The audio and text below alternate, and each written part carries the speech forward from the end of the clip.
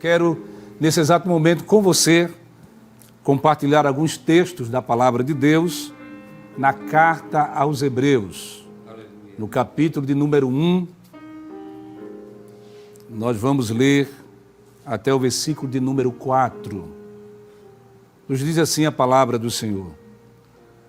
Havendo Deus antigamente falado muitas vezes e de muitas maneiras aos pais pelos profetas, a nós falou-nos nesses últimos dias pelo Filho, a quem constituiu herdeiro de tudo, por quem fez também o mundo, o qual, sendo o resplendor da sua glória e a expressa imagem da sua pessoa, sustentando todas as coisas pela palavra do seu poder, e havendo feito por si mesmo a purificação dos nossos pecados, assentou-se à destra da majestade nas alturas, feito mais excelente do que os anjos, quanto herdou mais excelente nome do que eles. Você pode dizer amém? Amém. Quando nós lemos a carta aos Hebreus, nós entendemos que essa epístola, essa carta retrata da singularidade e da obra do nosso Salvador, Senhor e Salvador Jesus Cristo. O escritor aos Hebreus, ele nos ajuda a entender que o Antigo Testamento, que tudo que foi escrito, movido pelo Espírito Santo, usando os santos homens de Deus, aponta para a pessoa bendita de Jesus. E claro que quando falamos de apontar para Jesus, nós falamos sobre a sua vinda ao mundo, a sua morte, a sua ressurreição e a sua ascensão. Foi exatamente a base e que consumou a obra redentora, nos dando a oportunidade de sermos chamados filhos de Deus. Glória a Deus.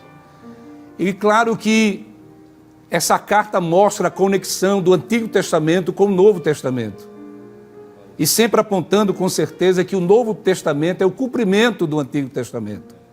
Enquanto os evangelhos, 4 evangelhos, que revelam a biografia de Jesus, a forma que Jesus operou, não é? Operando milagres, dando oportunidade àqueles que estavam marginalizados, distantes de Deus. Nós entendemos que os evangelistas revelaram a biografia de Jesus, enquanto a carta aos Hebreus revela o que Jesus continua fazendo no céu. Enquanto os evangelhos revelam o que Jesus fez no seu ministério, o escritor aos Hebreus, usado pelo Espírito Santo, revela o que Jesus continua fazendo no céu. E quando nós lemos essa carta, a gente vê a diferença das demais epístolas, porque ela se inicia, ou seu início, com uma revelação.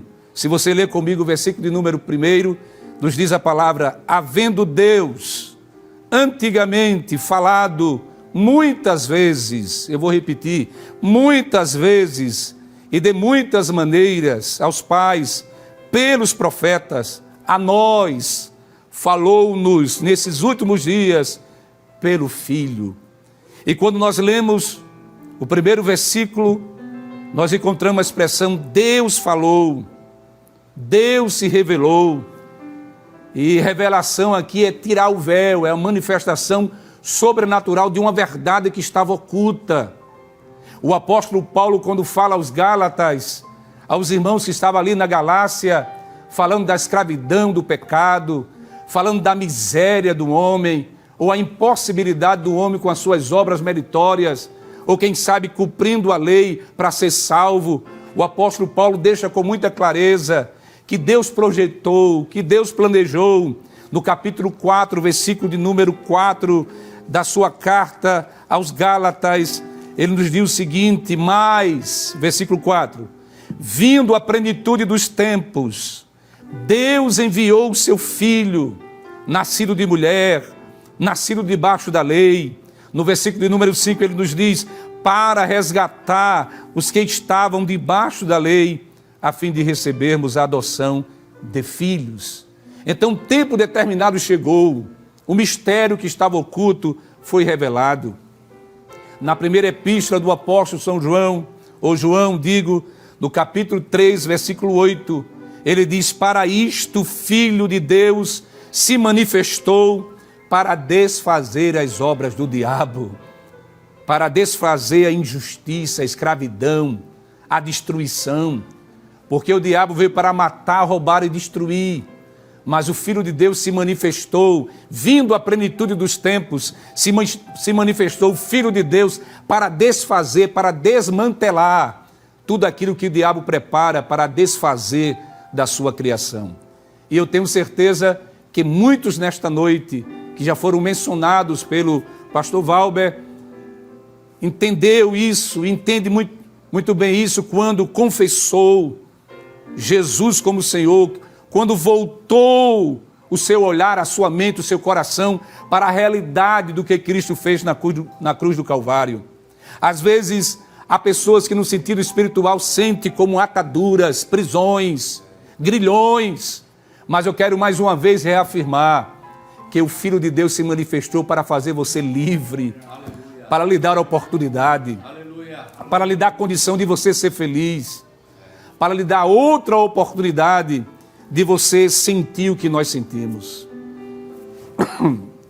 Eu quero, diante dessa verdade escrita por João, mostrar aos amados irmãos que o escritor aos Hebreus, ele utiliza aqui dois advérbios gregos, quando ele usa a expressão de muitas vezes e de muitas maneiras. Eu vou repetir, ele usa a expressão muitas vezes e de muitas maneiras. Aqui ele mostra a intensidade dessa comunicação. Ele revela como Deus se comunicava, a forma de Deus se revelar no antigo pacto, a intensidade dessa comunicação, a forma amorosa, bondosa, a fidelidade de Deus que foi manifestada aos patriarcas, como Deus chamou Abraão, como Deus fez com que se cumprisse a sua palavra na vida daquele grande homem, ao ponto de vir uma nação essa que teve o privilégio de ouvir os santos profetas, de ouvir os oráculos de Deus, de ouvir verdades que Deus revelou, segredos que Deus revelou aos seus servos, aos profetas.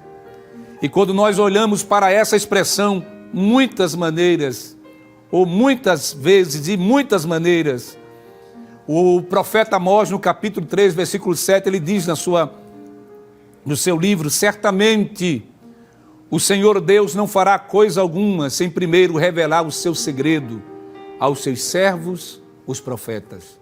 Então os profetas foram agentes de Deus, ou agentes da revelação da vontade de Deus. E o escritor aos Hebreus entende muito bem isso, dizendo que Deus antigamente falou de muitas maneiras, de muitas vezes, de muitas maneiras, através dos profetas. Com isso dizemos que o que Deus revelou no Antigo Testamento foi uma verdade, ou foi uma revelação progressiva. Nas dispensações, Deus nunca se calou. Tudo o que Deus revelou se culminaram, se completaram no Novo Testamento. Em outras palavras, Cristo é apresentado pelo escritor aos Hebreus como a revelação definitiva de Deus. Não existe outra revelação, outro caminho, outra pessoa. Não existe nenhum meio pelo qual o homem possa, quem sabe, escolher, titubeando, claro, nas suas decisões precipitadas e atrelando, quem sabe, as suas convicções a pessoas que não merecem, com certeza, pela Bíblia. Nós somos mortais. Todos pecaram e destituídos estão da glória de Deus, mas eu estou falando a única ou a final revelação de Deus, Cristo, o nosso Redentor, como a revelação definitiva, como aquele que foi prometido, aquele que nasceu, aquele que morreu, ressuscitou, foi assunto aos céus e continua nos céus, fazendo a sua obra, intercedendo por você, intercedendo pela sua vida.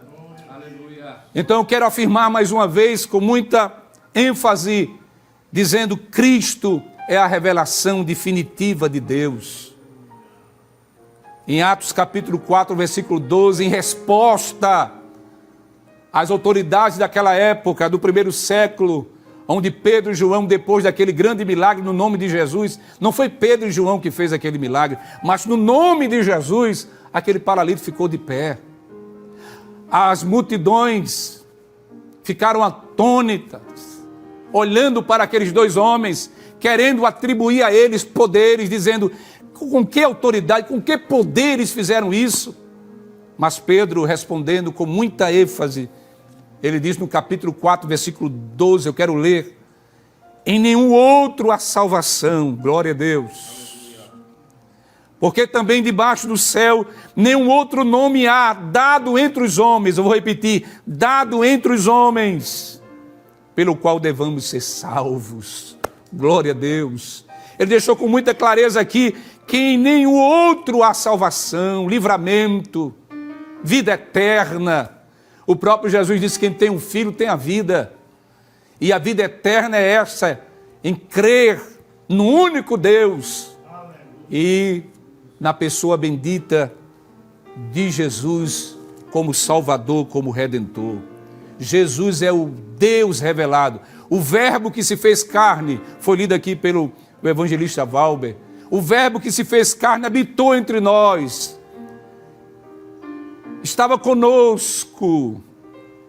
E eu acho interessante essa expressão, porque a última e final voz profética de Deus é Jesus. Os profetas falaram a palavra de Deus, eram agentes, vou repetir, da revelação da vontade de Deus, mas Cristo é a própria palavra, é o Logos de Deus, o Verbo se fez carne. Um exemplo, o profeta Ezequiel descreveu a glória de Deus. Se você ler no livro do profeta Ezequiel, capítulo 13, versículo 23, ele descreve a glória de Deus. Mas Cristo refletiu a glória de Deus. Ele é a imagem do Deus invisível. Enquanto o profeta Ezequiel descreveu, Cristo é a própria imagem do Deus invisível. No seu ministério, vidas foram impactadas, e até hoje já temos vários nomes aqui que foram já lidos e muitos que estão já digitando, e você pode continuar fazendo a sua decisão, ou seja, fazendo a sua escolha, dizendo: eu quero aceitar Jesus, porque Ele é a própria palavra viva. Aleluia. A palavra que vai ao encontro do coração do homem perdido, a palavra que levanta o cansado, a palavra que vai no recôndito da alma, a divisão da alma e do espírito, revelando os pensamentos, revelando os segredos.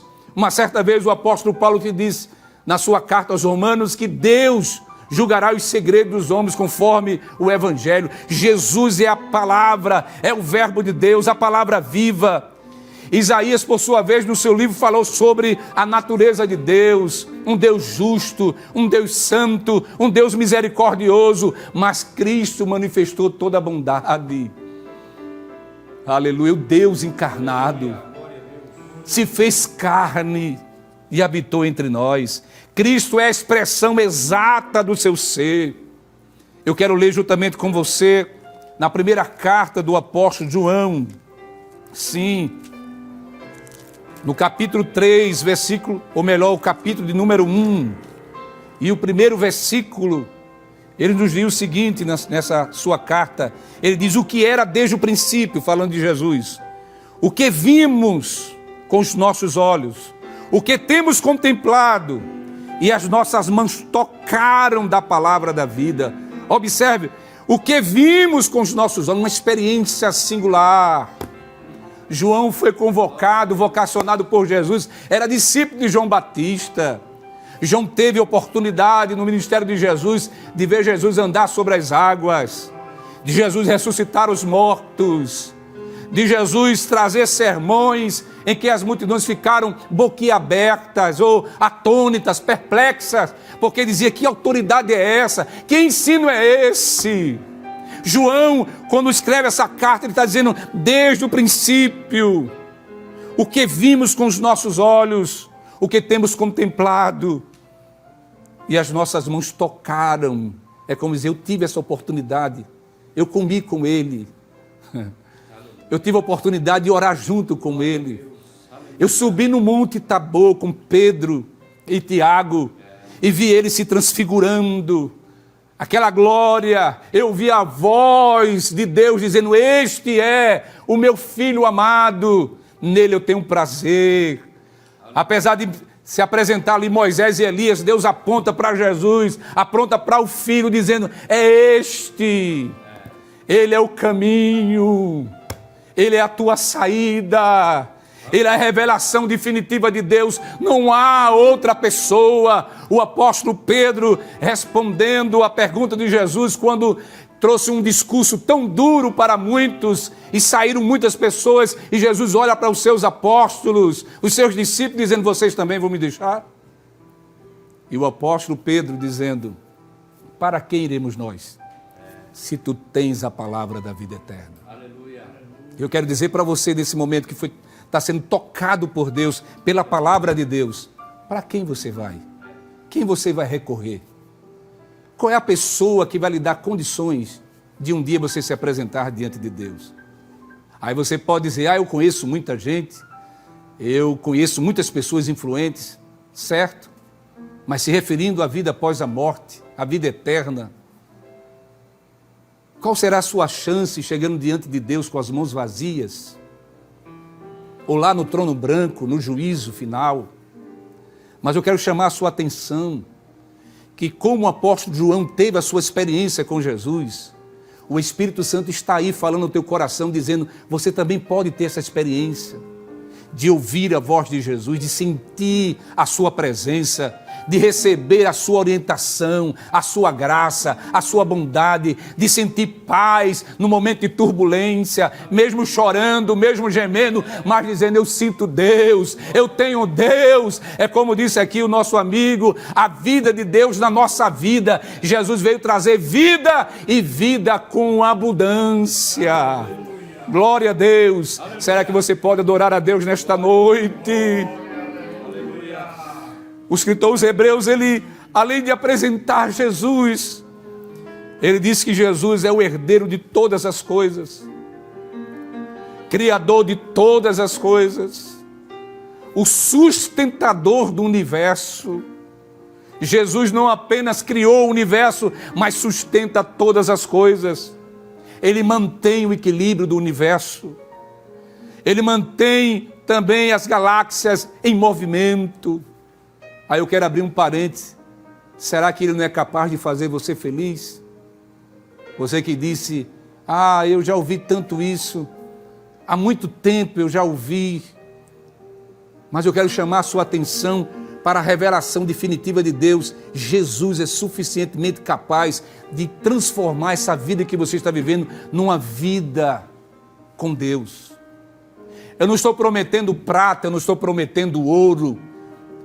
Eu não estou aqui levando você para um campo emocional para você entender que, se aceitar Jesus, você, quem sabe, vai ser rico, você vai ganhar aquilo que você tanto sonhou. Claro que quando você entrega a vida a Jesus, é Ele que vai reger, é Ele que vai governar, porque Ele é o pastor, Ele é o guia, Ele tem cuidado com as suas ovelhas, e as ovelhas conhecem a sua voz. Quanto mais você confiar nele, entregando a sua vida, você vai receber a graça necessária para vencer as lutas, para vencer os ataques do inimigo. Aleluia.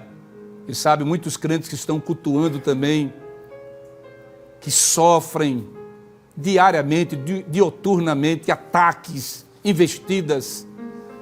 Mas a palavra de Deus diz que aquele que habita na sombra do Onipotente descansará. Aquele que entregou a sua vida a Jesus, ele goza dessa proteção. O seu coração é blindado em Deus. O seu coração é promovido no seu interior essa convicção que Deus lhe protege, porque se Ele sustenta todo o universo, Ele tem a capacidade de reger a tua vida, de abençoar a tua família. Eu estou falando com pessoas, quem sabe, que hoje disse: não dá mais, não tem condição mais. Pessoas, quem sabe, pela uma decisão precipitada, ou falar de uma forma precipitada, machucou alguém e disse: eu não quero mais. eu vou voltar atrás, eu vou retroceder. E como Deus já levantou muitas vidas aqui, eu quero dizer pela palavra que as mãos estendidas de Jesus está à sua direção para segurar na sua mão cansada e dizer: levante-se, eu te amo, eu tenho um projeto na tua vida, nem tudo está acabado. É como cantou aqui, não é? Ainda há vida aí, até para a morte ele dá jeito, quanto mais ainda tem respiração, tem sonhos, sonhos frustrados, atrofiados, que foram sobrepujados por tanta coisa que você enfrentou e não conseguiu vencer, porque sem Jesus ninguém consegue nada. Ele mesmo disse em João 15,5, sem mim nada podeis fazer. Você pode ir para um lugar, para outro, você pode fazer muita ginástica, mas sem Jesus não vai chegar. Mas com Jesus tudo eu posso, disse o apóstolo Paulo. Será que você poderia repetir comigo? Tudo eu posso, naquele que me fortalece. É Ele que te dá força nessa oportunidade.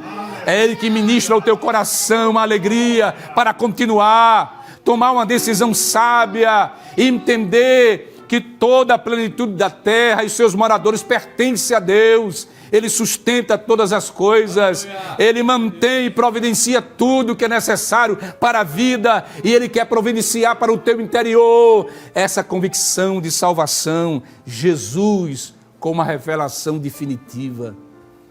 Ah, quantas pessoas estão batendo em várias portas, ah, quantas pessoas estão perdidas, quem sabe no seu próprio conhecimento, um conhecimento, posso dizer, abstrato, um conhecimento sem uma experiência. Quando o apóstolo Paulo fala da sua experiência com Jesus, e quando nós pregamos a nossa própria experiência com Jesus de salvação, nós falamos de uma experiência não abstrata, mas experimental, experiencial, algo que no nosso dia a dia, no nosso pensar, no nosso agir, nos momentos de oração, nos momentos de adoração, nos momentos de agonia, nos momentos de perca, de fatalidade, a presença de Jesus, o Deus que o escritor aos Hebreus dizendo, olha, lá antigamente Deus falou dessa forma pelos profetas, mas hoje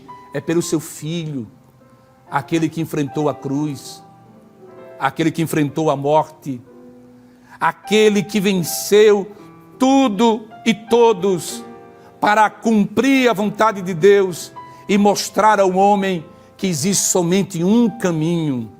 João 14,6, disse-lhe Jesus, eu sou o caminho, eu sou a verdade, eu sou a vida. Jesus é o caminho, Jesus é a vida, Jesus é a verdade, e essa verdade que liberta. Em Colossenses capítulo 1, versículo de número 13, o apóstolo Paulo escrevendo à igreja de Colossos, com muita convicção, falando da vida com Deus, da transformação, ele diz que ele nos libertou do império das trevas e nos transportou para o reino do Filho do seu amor. Então aquilo que estava lhe prendendo, nos prendendo como escravos cativos do pecado, Ele, Cristo, através da sua morte, nos libertou, nos livrou, nos deu condições para estarmos aqui. Outros que já fazem parte da igreja triunfante, que morreram e partiram com Cristo, está aguardando aquele grande momento do ressurgir da trombeta. Os mortos irão ressuscitar e nós que estivermos vivos seremos transformados e vamos se encontrar com Cristo, nosso meigo Salvador. Aleluia. O incomparável. Não existe nenhuma pessoa que se compare com Jesus. Aleluia.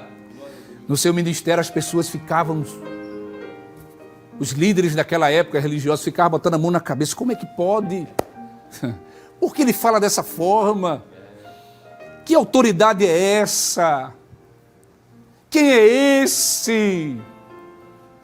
Como é que pode um homem mortal?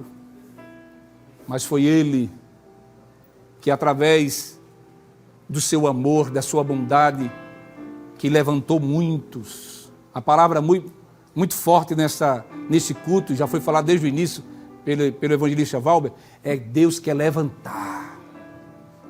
A revelação de Deus em Cristo Jesus tem um poder de levantar os cansados, oprimidos. Uma certa vez Jesus, quando fez uma oração ao Pai, em Mateus capítulo 11, versículo 25, exclamou ao Pai, dizendo: Pai, eu te dou graças porque ocultaste essas coisas aos sábios, aos entendidos. Os sábios entendidos aí é aqueles que não querem submeter à vontade de Deus, ou seja, se acham autossuficientes. Mas ele diz: revelaste aos pequeninos. Aqueles que submeteram, aqueles que acreditaram mesmo na sua privação, na sua dificuldade, na sua fragilidade, mas colocaram a fé no Filho de Deus e receberam o maior presente, a salvação. Cristo é a única solução para a tua alma. Eu vou repetir: Cristo quer te dar aquilo que você nunca provou, aquilo que você nunca teve, e a oportunidade é essa. Digite agora, ligue agora, porque Ele quer te salvar, Ele quer te libertar. Cristo incomparável, revelação máxima de Deus. Pode ser que apareçam uns aí dizendo que é Cristo, que tem poder, não é? Que é a única revelação de Deus, que tem condição de botar você dentro do céu sem passar pelo Calvário. É mentiroso, é falso profeta, é o falso Cristo. Mas o nosso Cristo está à destra de Deus, intercedendo por você e por mim, e dizendo: vem, filho, que eu tenho o melhor para te dar, que é a salvação, a vida eterna. Que Deus abençoe você. Faça a sua decisão em nome de Jesus.